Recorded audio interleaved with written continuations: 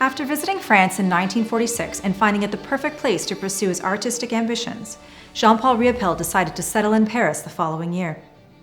In 1948, he returned briefly to Montreal for the birth of his eldest daughter and to sign the Refus Global Manifesto, written by his mentor Paul-Émile Bourgeois.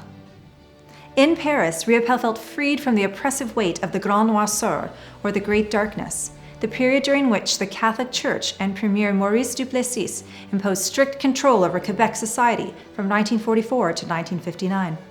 The artist sought to invent his own visual language and to create freely, far from the dogma and constraint.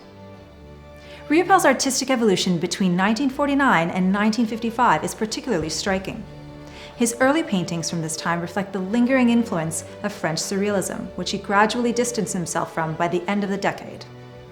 Beginning in 1949, Riopelle abandoned the paintbrush, instead using a dropper and palette knife to create fine, interlacing lines that overlap the surface of the canvas from edge to edge.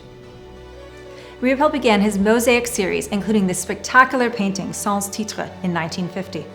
While one can still discern the influence of the automatistes, Riopelle was at a pivotal moment in his career, marking the beginning of a new approach. The works from this period recall the style of his ink and watercolor compositions. In formal terms, the all-over composition is animated by splashes of light in both vibrant and dark colors that sweep across and energize the surface. It was at this time that Riopelle began applying paint in thick impastos. He often joked that he painted thickly because he didn't know how to make thin paintings. In this regard, art critic Patrick Waldberg describes Riopelle's works as oil sculptures. All of the paintings from this creative period are emblematic of a remarkable transition that set Riopelle apart from his contemporaries through the vigor of his gesture and the force of his expression.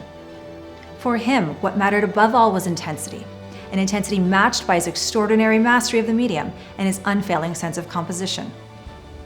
His canvases, such as Sans Titre, are structured by interlacing bands and sections of color that give the work both an architectural framework and a heightened dynamism.